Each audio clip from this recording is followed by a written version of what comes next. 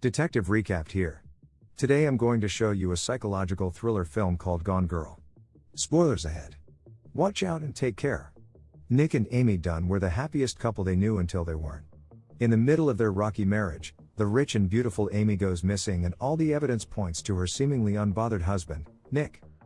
With his wife lying against him, Nick slowly strokes her hair. He thinks about cracking her skull, unspooling her brains to get answers. On the day of his 5th anniversary, Nick visits the bar, which he co-owns with his twin sister Margot. He asks for a glass of bourbon, then with a sour mood, tells her what day it is. Margot was never a big fan of Amy, so like Nick, she isn't enthusiastic about the anniversary, either. Sometime in the past, Amy was writing about how happy she was on her diary. She met the witty and charming Nick at a party in New York. Nick tried to convince her that he's not just fooling around with her. Amy doesn't believe him, saying that his chin makes him look villainous. In response, Nick covers his chin before promising that he really is serious with her. While they're walking past a bakery, the two of them get covered in sugar and Nick tells her that she can't go through a sugar storm unkissed. He wipes some of the sugar off her lips, then kissed her softly. Back to the present, Margot asks Nick if Amy will do another one of their anniversary treasure hunts. Since the riddles tend to be about her, she gets mad at Nick when he doesn't know the answer. He then receives a call from his neighbor, informing him that his cat is outside their house. This prompts him to go home to bring the cat back in. Once he's home, Nick calls for Amy only to receive no response. While looking for her, he finds their living room table flipped over with the glass completely shattered. When Detective Rhonda Boney and Officer James Gilpin arrive, they start their investigation immediately. Though everything looks normal at first, Rhonda sees a small splatter of blood in the kitchen. She marks it and James gives Nick a suspicious look. They then go to Amy's office next, and through the poster there, Rhonda discovers that Amy Elliott Dunn is the main character of the popular children's book, Amazing Amy. In Amy's next diary entry, she wrote about getting married.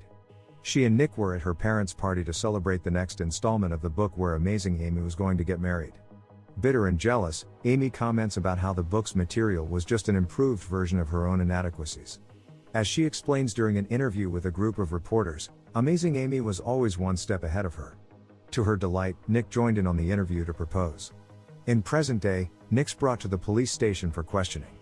Despite the increasing crime and drug problems in the city, he appears laid back about his wife's disappearance, even cracking a joke or two.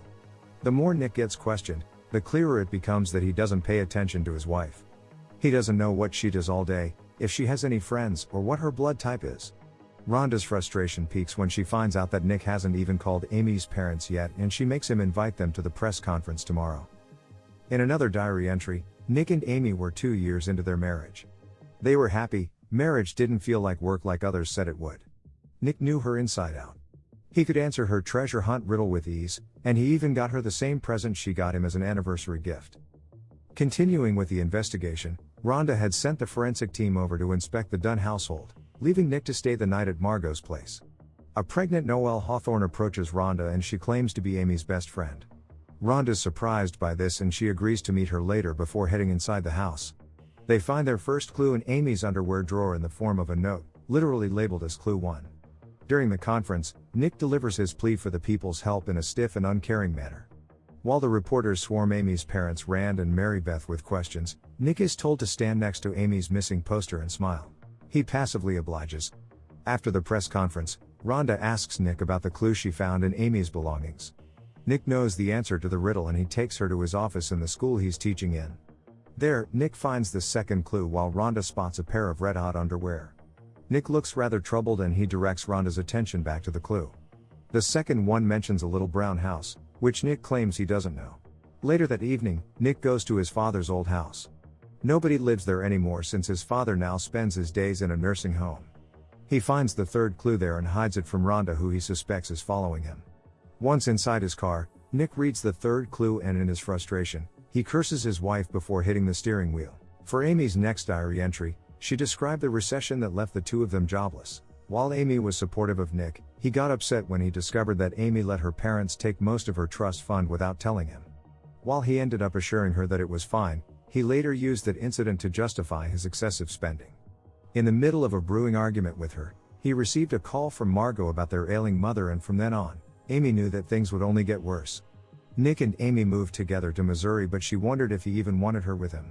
She felt alienated in their new home, uninvolved. 2 days after Amy's disappearance, Nick goes to the volunteer center for her. Mary Beth and even Officer James are turned off by how friendly Nick is to the people there. To him, he was just being the polite gentleman that his mother wanted him to be, but to them, he was behaving as if nothing was wrong. When Rhonda asks him about Noelle Hawthorne, Nick says he doesn't know who she is. He then spots Desi Collings, Amy's ex-boyfriend, and tries to follow him only to get stopped by a woman. She takes a photo with him and Nick puts on a fake smile before asking her to delete it. She refuses to listen and, in her annoyance, walks away from him.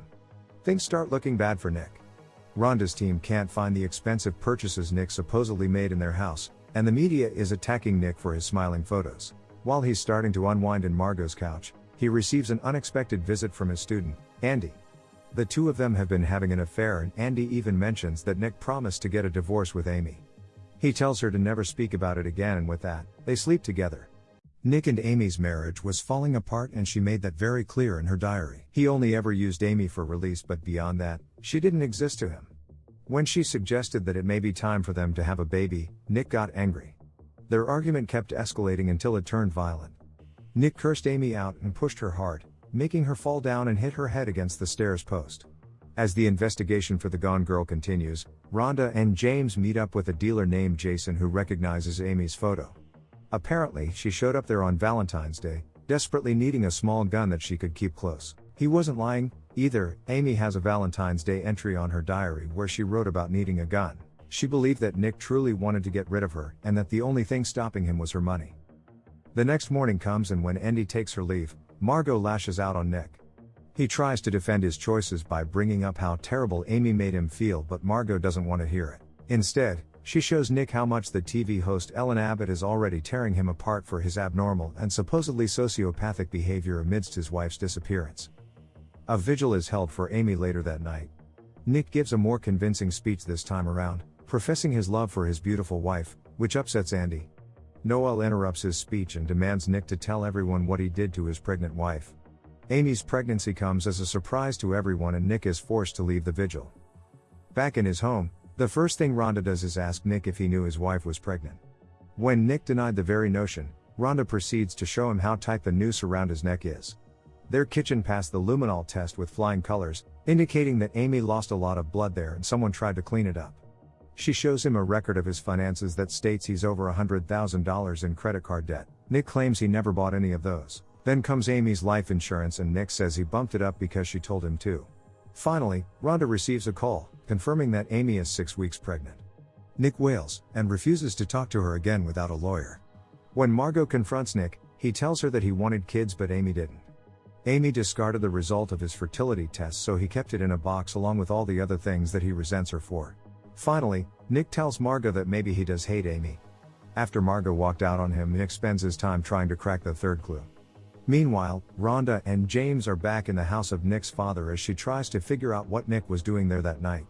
Finally, Nick deciphers the clue and he heads straight for Margot's woodshed, where all of his alleged purchases are stored. Rhonda, on the other hand, discovers Amy's lightly burned diary stashed inside the furnace. And on the very last page of the diary, Amy had written that the man of her dreams, the father of her child, may truly kill her.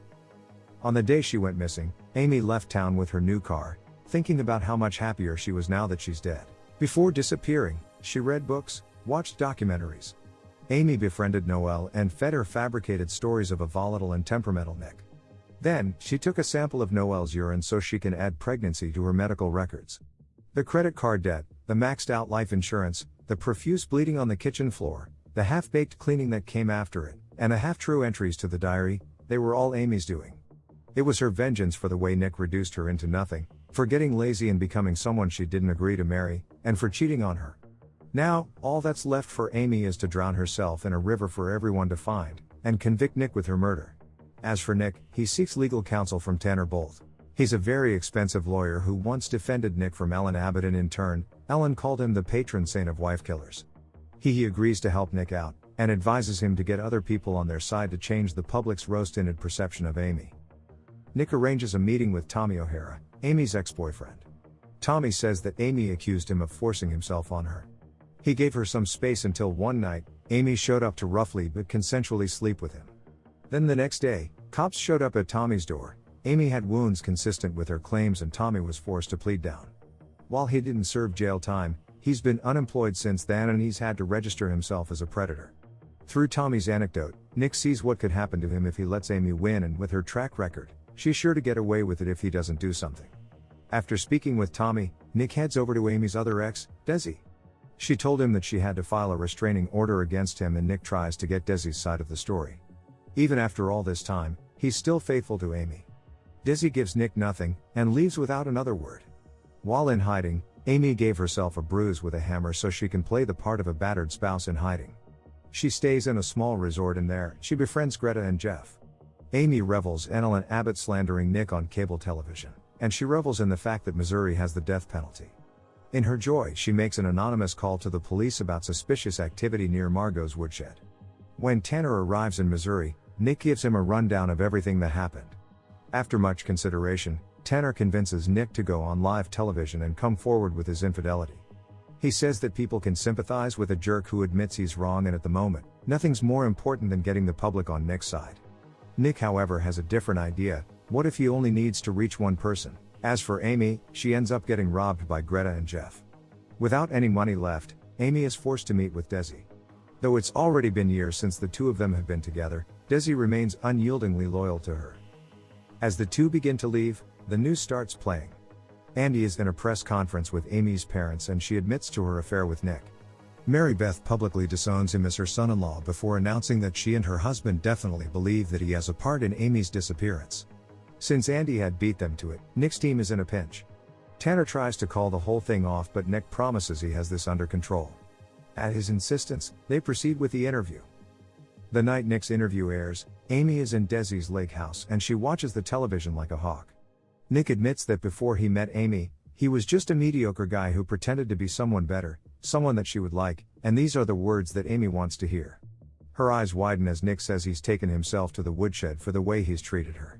He begs her to come home, and if she does, he promises to be the man he promised her he would be.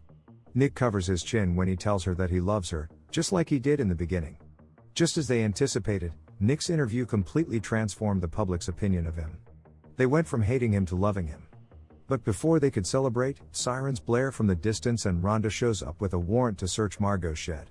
While Rhonda has repeatedly given Nick the benefit of the doubt, seeing all the items in the woodshed was the last straw for her.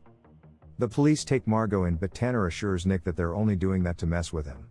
Since there's no body and murder weapon, Tanner remains confident in their case. The tide quickly changes, however, when Rhonda brings Nick in for questioning. With Amy's diary and a murder weapon found in his fireplace, Nick is charged for the murder of his wife. His imprisonment doesn't last long though. Thanks to Tanner, Nick's out on bond and he can stay at home to prepare for the trial. At this point, Nick is unfazed by the mobs coming after him. He maintains a steely look on his face and dares Amy to come home. Meanwhile, Amy has successfully planted the seeds of her escape. She's starting to look more like the old her, and Desi is hopelessly enamored. The morning before he goes to work, she kisses him hard until his lips bleed before tousling his shirt.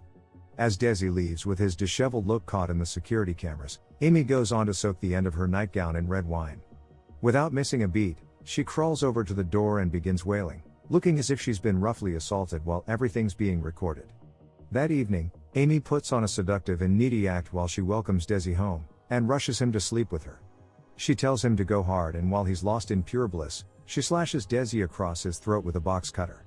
She lets his blood pour all over her, then wrestles him with ease, mounting him and restraining him until he's dead. On the 30th day of his wife's disappearance, Nick wakes to the sound of a car pulling over in front of his house. He goes to check it out, and there she is, amazing Amy in all her bloody glory. Nick could only look at her in disbelief, but once she's close enough, he curses her before she dramatically falls to his arms with the media surrounding them. Amy is admitted to a hospital to get checked for her condition. Now that Rhonda knows Nick didn't kill his wife, her suspicion has fully shifted to Amy. Neither she nor Nick believes a lick of her story. Amy claims that Desi kidnapped her and kept her in his lake house, using her endlessly until she escaped. Rhonda tries to point out the inconsistencies in the entire narrative, but everyone dismisses her, preferring to focus on Amy's story and Amy's story alone. Once they're back home, Amy makes Nick shower with her to make sure that he isn't wired. She demands to have the same Nick who begged her to save his life on national television, and when Nick promises to leave, she reminds him that everyone will destroy him if he does. In the end, she tells Nick to sleep on his decision, and upon hearing those words, the hope and energy drains from Nick's face. He obliges. Amy reigns victorious as America's sweetheart once again. She has the media eating out of the palm of her hands, and Nick, Margot, and Rhonda couldn't be any more displeased. Since he's not at risk anymore, Tanner leaves and Nick tries to convince Rhonda to pursue the case. As much as Rhonda wants to, it's no longer in her hands. 7 weeks into Amy's return, Nick is forced to welcome Ellen Abbott into his home.